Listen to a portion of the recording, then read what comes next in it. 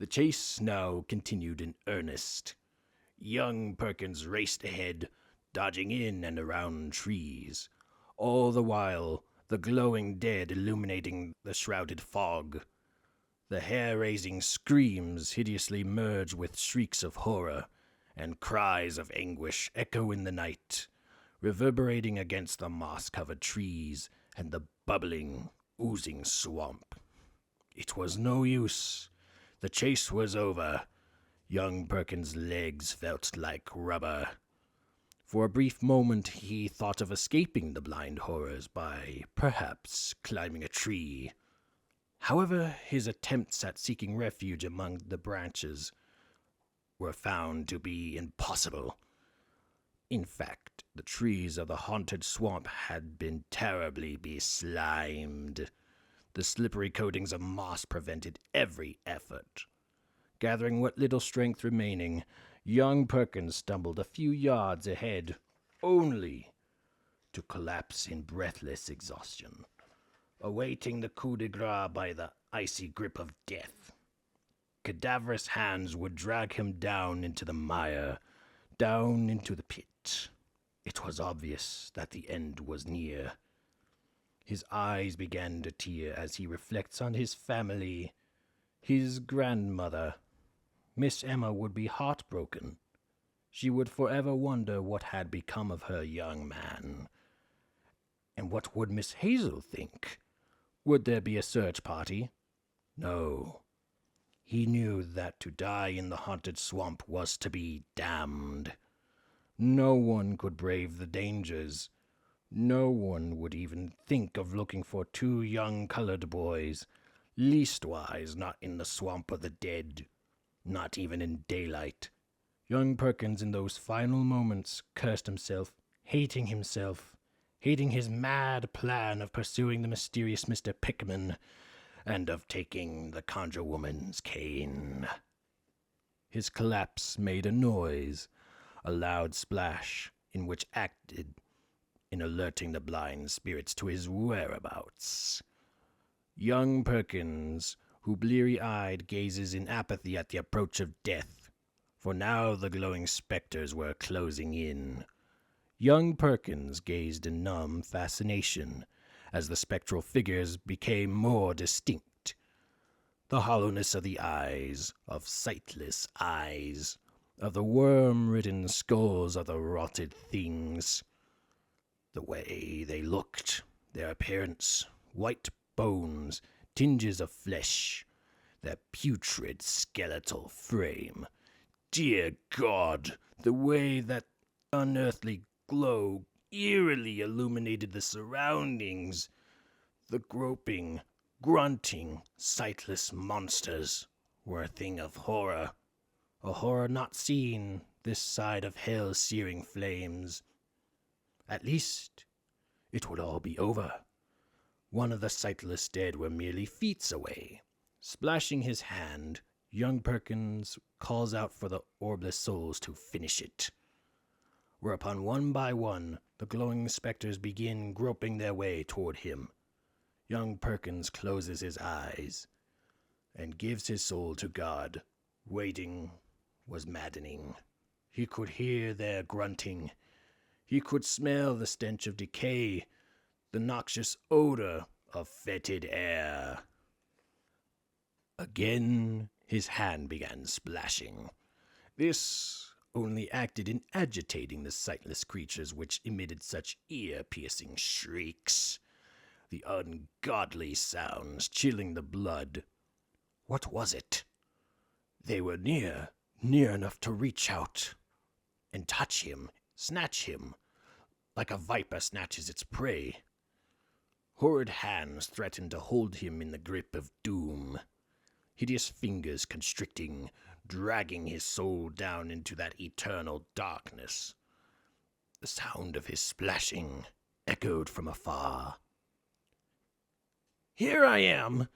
Young Perkins commands his death, boldly defying death to embrace him. Still, the horrid creatures rage in their blindness, screaming, howling, shrieking out in tormented anguish. but none gripping him. Their hands were stayed by something. What?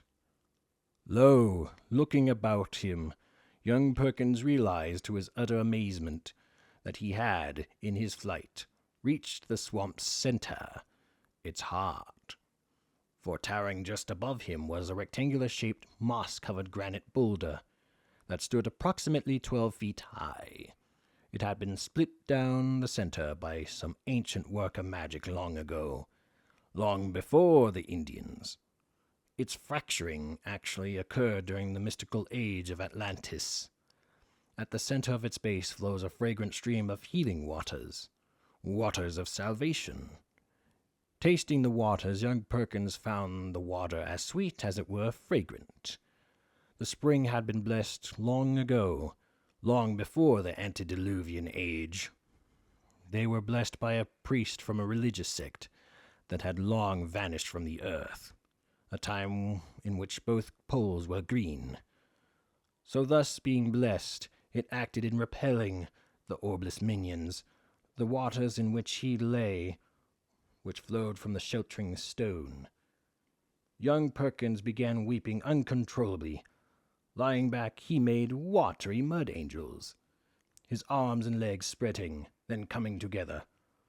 From his heart down to the gut of his soul, young Perkins gives sincere praises to a merciful God. One by one, the hunting specters departed to once more lurk beneath the bubbling mire of the sulphur pits. Young Perkins breathed a sigh of relief as he watched the fluorescent figures fading within the receding fog. The mist was, indeed, slowly dying away. But what of Kevin? What would he tell his mother? The young man's tears of joy slowly turned to sorrow as he reflects upon the demise of his foolish companion. Kevin! Young Perkins calls out. Nothing, not a sound, save for the last dying shrieks of the blind dead who release a final, desperate wailing howl as their souls slowly submerge, disappearing within the tormenting pits. Soaking wet, the young man kneels and prays for the loss of his friend. All the while his mind is tortured by scenes of Kevin being horribly mutilated. Nightmarish visions of Kevin being dragged, screaming, down into the pit, his soul never finding peace. The young man briefly thought to exchange his soul for that of his companion Kevin, to perhaps one day go back to the haunted swamp. There, he would seek out the pit where Kevin lay imprisoned beneath the mire. He would exchange his soul for that of Kevin's. Kevin would be free, while he would languish in soulless agony there deep beneath the bubbling mire. With the dispersal of the fog came the moon's illumination, allowing the young man's surroundings to become more defined. Upon examining the stone, young Perkins found a strange inscription carved deep within its cleft. Whatever secret the mysterious inscription held would forever be lost to history. Its cryptic hieroglyphs were, indeed, strangely intriguing, yet completely indecipherable. Circling its space, the young man came to appreciate the boulder's impressive size. Roughly estimating, he found the stone to be approximately 30, perhaps 40 feet in diameter. It was a smooth, save for the clinging moss and creeping vines, gave it the appearance of a great, half-moss-covered tower. The fracture in its center reminded one of a partially open beak of some gigantic bird. There was no fighting it. Young Perkins, from that moment until the end of his days, would be forever haunted by the memory of him releasing his friend, deserting Kevin in the time of his greatest need. Kevin, the best friend a guy could ask for. Kevin, mercilessly tormented by his sister Trina. Kevin, always smiling, always game for a lark. Some new quest, some new adventure. There would be nothing. Nothing to mark his final resting place. No headstone would mark his grave. Gathering his composure, young Perkins strikes out in the direction of the conjure-woman's shack. Though the fog had not completely dissipated, the young man managed through dead reckoning to make his way out of the haunted swamp. So, after overcoming the many trials and ordeals, still the young man's inner self condemned him for Kevin's sake. Beneath the cover of the shadows, young Perkins stands staring at the conjure-woman's shack, which looms ominously in the near distance. Young Perkins was on the verge of doing that which none had ever done before. Never in the mind of any Negro would they ever attempt, never dare to imagine even visiting the conjure-woman's shack. Young Perkins reflects with the mournful pride of how he and Jonah had been the very first to defy musky sundown law. Even then he was forced to abandon his only witness, leaving his cousin to suffer in the torments of the mob, of the tree. Young Perkins finds himself alone again, without a witness. Oh, how he wished his pal Kevin was by his side. Skulking like a cat, young Perkins strategically maneuvered, crawling on his belly. His dark silhouette gave the appearance of a feline stalking its prey. 50 feet from cover, out of the protective shadows of the swamp, he finds himself beneath the large shuttered window of the conjure-woman's shack. Crouching with his back pressed tightly against the wall, he listens chillingly as the sound of mysterious chanting echoes against the ragged shutters. Beneath the window, young Perkins crouches beside an old worm-ridden water barrel. The days of its function had long since rotted away. It was no longer meant to carry water. It now carried a more elevated status. It was a thing of reverence. It had been placed there to receive offerings and tokens of favor. Favor from those foolhardy enough to brave the perils of the swamp. Only the desperate, only those in dire need, dared take the conjure-woman's trail. To walk that path was madness. Yet there he was, there in the darkness, there beneath the window of the conjure-woman's lair. Perkins' beating heart sent surges of blood coursing through his veins, the pounding in his ears deafening. Curious, young Perkins reaches over and begins to feel the inside of the barrel. One by one, the youth withdraws various tokens, odd, unusual gifts such as a gourd with black and white string wound tightly around its center. That particular gift had a $10 bill pinned to the binding twine. That was the first $10 bill Perkins had ever seen. He had no idea such a weighty denomination even existed. Removing the bill, young Perkins carefully placed it securely into his pocket. At the very bottom of the barrel, the young man removed an old crocus sack. Reaching in, he felt something warm, soft, furry. The thought that perhaps someone in their appreciation had given the conjure-woman a litter of newborn puppies or kittens. But to his utter shock, the thing that twisted itself deep in the pit of his gut was the nauseating discovery that the sack indeed carried warm, newborn puppies and kittens, save for the fact that the silence was due to each and every kitten. Every newborn puppy had each been blinded by a hot needle. What was worse was the fact that each animal had its tongue cut out. That's why this silence. Stranger still, Each of the sad things had black satin bows tied around their necks, to which were attached bills of varying denominations. Some had $3, others 5 single-dollar bills, $2 bills, $5 bills, but none reaching the whopping $10 bill young Perkins carried in his pocket. His heart ached for the mutilated pets. He wanted to keep them, raise them for his own, but judgment demanding the wiser. Young Perkins placed the sack back into the barrel, not having the heart to remove the money. The young man lacked the nerve to read the horrid requests. Pleas from souls so blind, so tainted, that they dare seek out the conjure-woman. In dealing with her, one was dealing with the very devil himself. The chanting that young Perkins first heard had died away.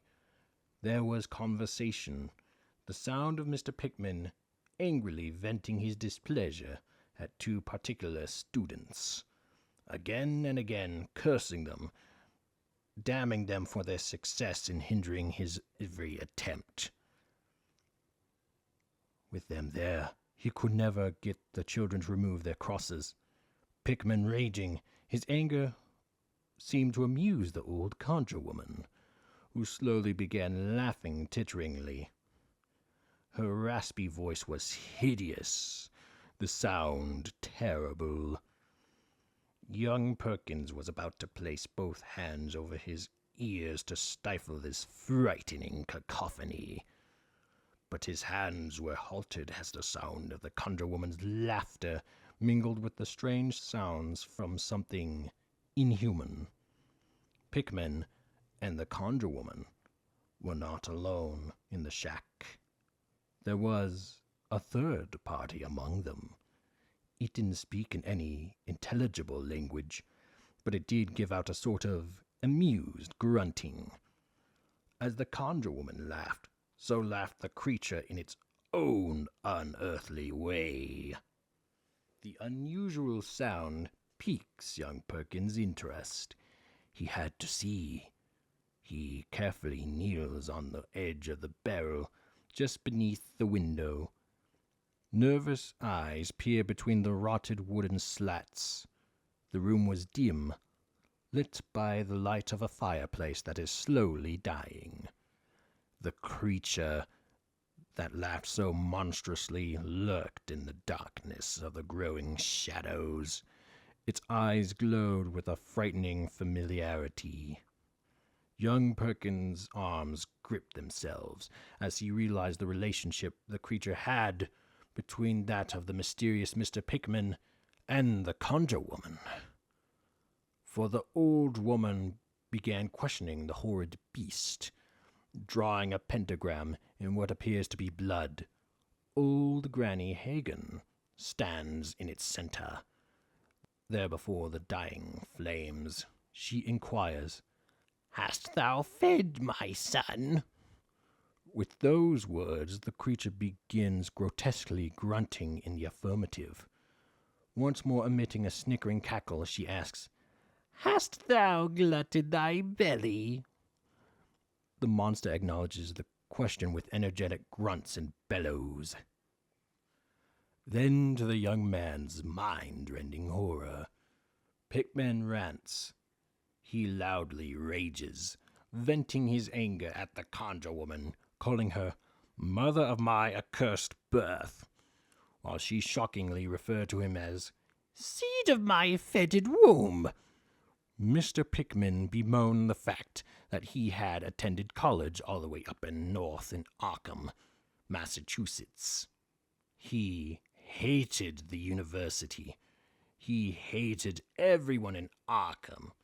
Pickman and his mother held nothing for contempt for the town and its people. There was no love lost. They were from Darkwich. They also had relatives in a small, run-down little fishing town called Endsmouth.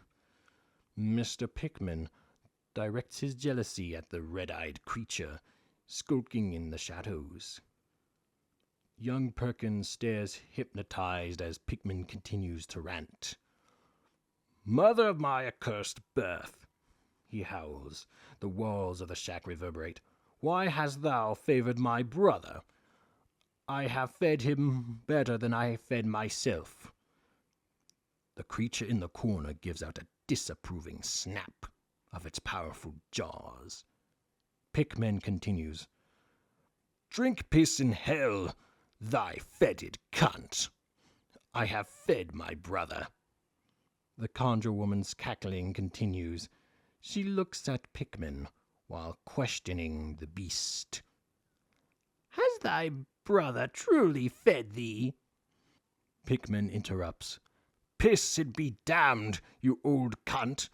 You have spoiled the beast. My brother has fed, yet no more than 3 nights ago he feasted on the salt flesh of a newborn child." Old Granny Hagen burst out in cackling laughter as Pickman continues. "By the slime of thy blood-belching hole, I'll lick the pus if that beast hasn't fed." The conjure-woman has now completed the pentagram. Walking from its center, he stands at the edge of the circle. Raising her cane, she began making circle motions while Pickman loudly reads from the large book of spells. After a moment's suspense, a thin stream of smoke began rising from the center of the 5-pointed stars. "May the babes be born blind. I shall summon thy father." The monster in the shadows began emitting impatient gruntings. It was apparent that the creature was excited. It waited in breathless anticipation for the appearance of its hellish sire. Young Perkins stared intently at the incredible. He was transfixed, locked in a dangerous state of inquisitive curiosity. As the plume of black smoke began to rise, so rose the flames within the fireplace, it giving a stronger illumination. The items that hung from the conjure-woman's walls were a strange and chilling assortment indeed. Over the door hung a black raven, its head down, its wings spread out. The purpose of its presence would never be known. Herbs of all kinds, all varieties, hung drying from the rafters. Just as one would imagine, there was a crystal ball in the center of the table in the corner of the room. The glowing illumination of the fire made the crystal ball shine, to glisten in the dark, to shimmer. The surrounding shadows aided to complement the sparkling crystal, for it shone like a diamond. There was something hypnotic about it. The more young Perkins stared, the more the transparent the ball drew him in. It called to him, summoning him, luring him, lulling him into a state of hypnotic apathy. Like a spider weaving a web, young Perkins' mind was being wrapped, cocooned, trapped within the web of the crystal's mesmerizing glint. Its reflective sheen dazzled the eyes while clouding the mind. The glowing flames illuminated the presence of the witch's familiar, Satan or nigger man, as those who had grown to hate the animal called it. The chime of the bell around the collar announcing the conjure-woman's approach, the approach of doom, of disaster. Young Perkins remained rooted to the spot, staring through the ragged shutters. The youth had been drawn into the scene. After the horrors of the evening, what more could that night have to offer? As the smoke from the center of the pentagram builds, a form slowly emerges. Old Granny Hagen's familiar was the first to acknowledge it. It gave a loud hiss. its back arched to its utmost. The creature in the shadows stepped forward. It now stood at the edge of the pentagram, its previous formless frame now quite distinct. If there were another word for hideous, if it were an abode as foul as hell, if hell could be shaped into a form, if all the suffering of the tormented, damned, could but don flesh, dear God, this would be its like.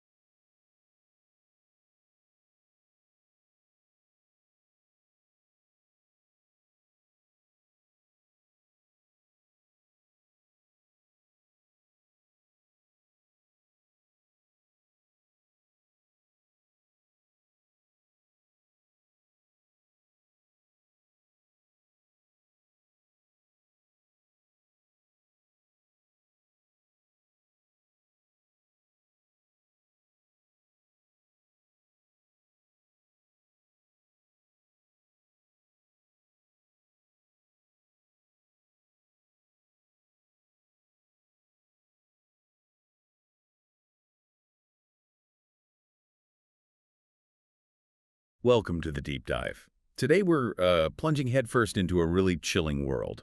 It's from Perkins' Ordeal: Swamp, Sorcery, and the Seed of Hell. You shared this source with us. It's incredibly vivid, and, well, our mission today is to kind of cut through all that descriptive prose. We want to extract the most potent insights, the themes, and, yeah, the unforgettable moment from young Perkins' a really harrowing journey. It's a fascinating source, isn't it? What immediately strikes me is how it masterfully blends these classic horror tropes with, deep Southern folklore.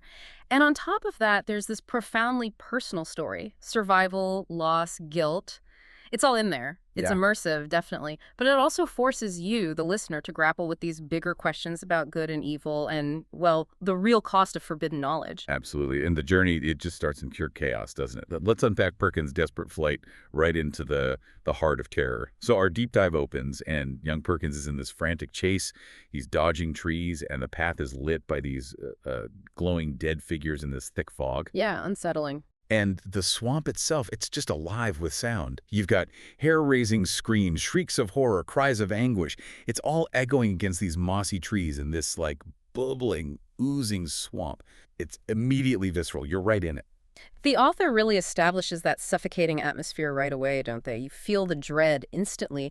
And what's crucial, I think, is how the environment itself becomes, well, an antagonist. Right. We learn the trees are terribly beslimed, just coated with slippery moss. So climbing, forget it. It's impossible. Yeah. This isn't just, a backdrop. It's an active, predatory place designed to trap you. It's where the blind horrors, these relentless things, are hunting him. Perkins, he's just utterly exhausted. He stumbles, collapses. He feels like this is it, the end. He pictures these cadaverous hands dragging him down into the muck, into the pit. It's just bleak resignation. Mm-hmm. And that moment of despair, it's critical. It tells us so much about Perkins and his situation. His thoughts reveal this chilling social context, too. He knows, absolutely knows, a search party for two young colored boys. They'd never go into the swamp of the dead, not even in daylight. Wow. That just ramps up the terror, doesn't it? It highlights his isolation because of prejudice. It's another layer of vulnerability. Yeah, absolutely. And he curses himself, his mad plan to follow Pickman, taking that conjure-woman's cane. He sees his own part in this. Right.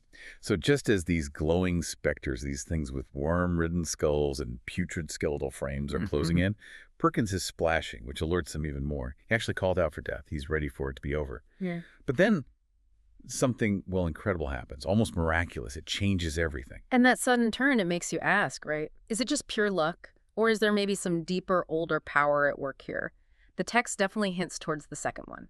Perkins realizes, to his utter amazement, he stumbled right into the swamp's center, its heart. And towering over him is this huge, Rectangular-shaped, moss-covered granite boulder, about 12 feet high, split right down the middle. It looks almost sacred. And here's where, a bit of hope finally breaks through the darkness. From the base of this massive stone, there's a fragrant stream of healing waters flowing out.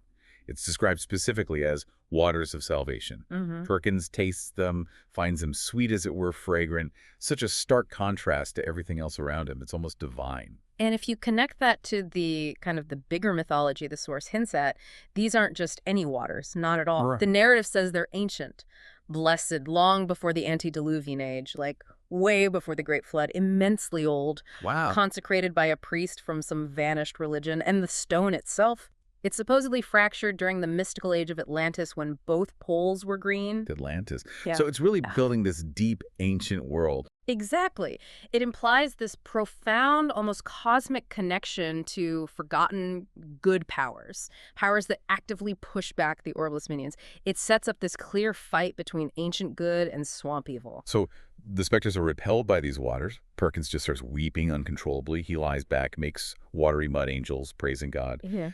But, that relief, it doesn't last long, does it? As you'd expect in a story like this. No, it's agonizingly short-lived. And that immediate switch from joy to just profound sorrow, it's so poignant. It really hits home the psychological burden of being the one who survived. Yeah. The fog lifts, the immediate danger's gone, but his tears of joy just turn sour. He starts thinking about the demise of his foolish companion, Kevin. He's tormented by these awful visions, Kevin being horribly mutilated, dragged screaming down into the pit, his soul never finding peace. It's pure survivor's guilt hitting him like a wave. And that leads him to this really harrowing thought. It shows just how deep his despair and loyalty go. He actually considers, just for a moment, going back into that swamp, finding the pit, trading his soul for Kevin's, just so his friend could be free. It's an incredible ethical moment, isn't it, in the middle of all that terror, and it just underscores the psychological weight of it all. That memory, releasing his friend, deserting Kevin in the time of his greatest need, that's going to haunt him forever, clearly. Yeah. We also get a little glimpse of Kevin's character, the best friend a guy could ask for, always smiling, game for a lurk. And the really tragic detail, no headstone would mark his grave. It emphasizes the finality, the anonymity of his death, another injustice Perkins has to carry. And the mysteries, they're not quite over at the boulder. The moon comes out, lights things up. Perkins looks closer to the stone and finds these cryptic hieroglyphs carved deep inside the split.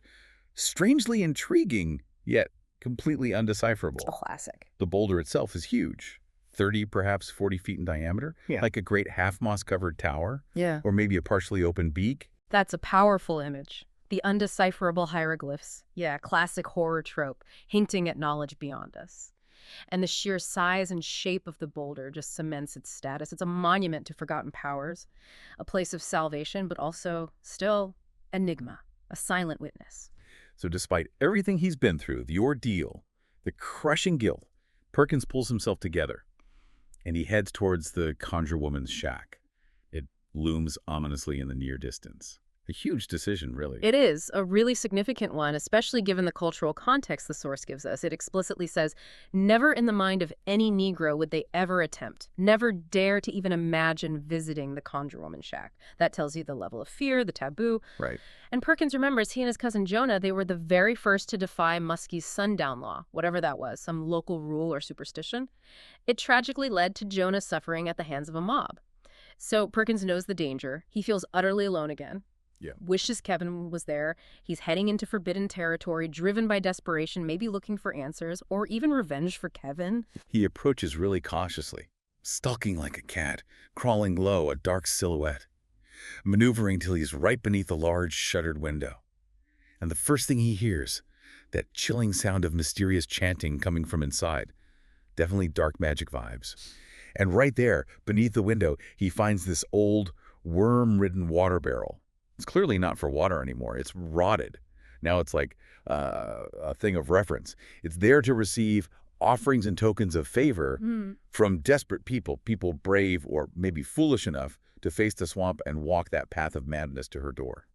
That detail immediately sets up the kind of dark economy around her power, doesn't it? It shows her influence isn't just magic, it's preying on fear, on desperation. Exactly. Perkins feels inside, pulls out these odd, unusual gifts. There's a gourd with a $10 bill pinned to it, a denomination he's never even seen before. Yeah, highlights his poverty and the kind of illicit money involved. But the real horror, the thing that just twists your stomach, is at the bottom. He finds a croaker sack, something warm, soft, furry inside. To his utter shock, it's newborn puppies and kittens, each one, God, blinded by a hot needle, and their tongue cut out. That's why the silence. That is just awful. And they all have these little black satin bows tied on them with money, bills of different amounts attached. It's sickening. The sheer calculated cruelty of that ritual, combined with the money, it just reveals the depths of depravity, both hers and the people seeking her help. It's a chilling glimpse into a system of just abomination. Right. But Perkins's reaction, he doesn't take the money. He doesn't read the horrid requests, pleas from souls so blind, so tainted. It really underscores that he still has this moral compass, even after everything. He knows in dealing with her, one was dealing with the very devil himself, and he wants no part of that transaction. So the chanting he first heard stops. It's replaced by conversation now. He hears Mr. Pickman, the guy Perkins was chasing, angrily complaining about two students who stopped him from getting kids to take off their crosses. Then there's the conjure-woman's raspy voice and this hideous laughter, but also strange sounds from something inhuman, like an amused grunting. It hits Perkins. Pickman and the woman, they are definitely not alone in there. Yeah, this is a huge pivot, isn't it? From the external horror of the swamp to something intimate, internal, and just. Utterly grotesque inside the shack. Perkins carefully peers through the slats in the shutters. Dim room, dying fire. And lurking in the shadows, he sees this creature. Its eyes glowed with a frightening familiarity. The pieces are starting to click into place in the worst way. And then comes the revelation that just breaks your mind. The conjure-woman, who the source names is Old Granny Hagen, she draws a pentagram on the floor. It looks like blood. Oh, yeah. She stands in it and asks this horrid beast in the shadows, "Hast thou fed my son, and hast thou glutted thy belly?" And the creature just grunts and bellows. Fed her son. Exactly. This is where that seed of hell title really lands. The relationship is clarified immediately, and it's horrifying. Pickman starts raging, calls her mother of my accursed birth, and she fires back, calling him seed of my fetid womb. Wow.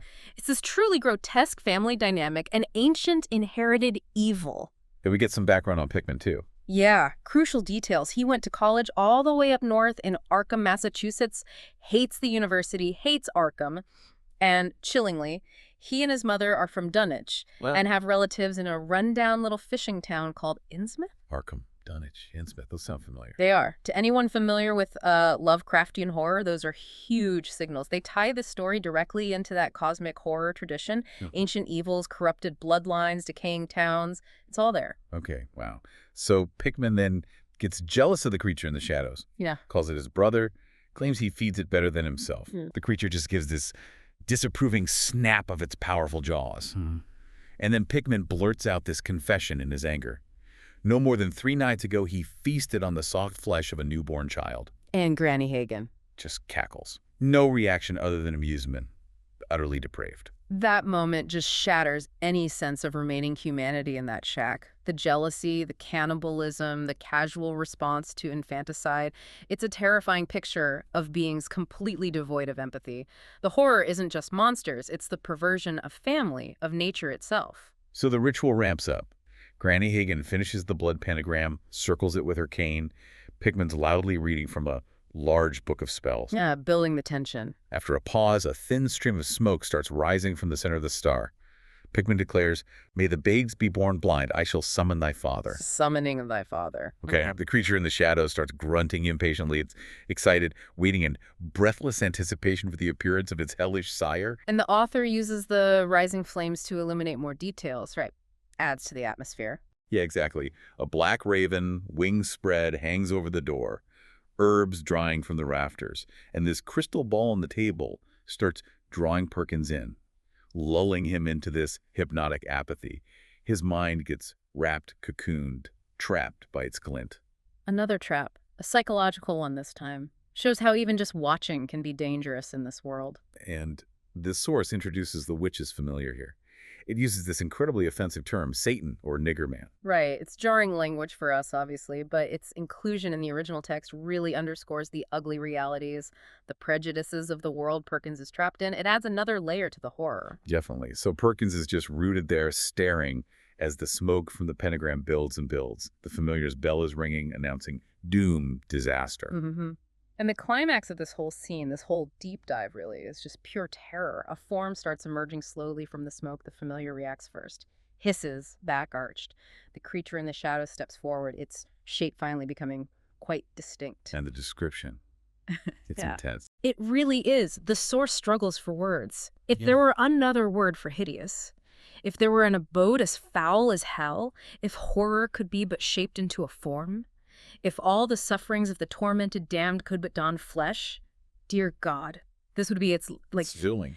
it's pure cosmic horror, not just a monster, but something whose very form is an affront to reality, hinting at forces way beyond our understanding. Eldritch horror, right there. What an absolute odyssey. Yeah. Through that swamp into the darkest corners of that shack, young Perkins has faced just unspeakable physical horror, witnessed this unholy cannibal family. He's been changed forever by the guilt, the terror. He's seen things no one should ever see. Absolutely. This deep dive, it really leaves you with this lingering sense of dread and so many questions. You have that ancient, benevolent power of the spring right up against these cosmic, malevolent forces in the shack. It's quite the juxtaposition and the scope of it. From personal grief and racial vulnerability right up to this kind of eldritch cosmic horror.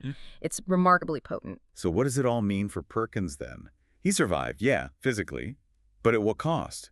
He's carrying the weight of Kevin's death, the knowledge of Granny Hagen's depravity, and that terrifying image of whatever was coming out of the smoke. His whole world is shattered. And that really prompts a final thought for you, the listener, to consider. How do these profound, world-breaking encounters with both overwhelming evil, but also that unexpected ancient salvation, how do they shape a person's entire life? What kind of future could Perkins possibly build for himself after an ordeal like this, after seeing the true face of the seed of hell? Something definitely to ponder as you reflect on this truly chilling tale. Thank you for joining us on this deep dive into Perkins' ordeal. We hope it's given you plenty to think about.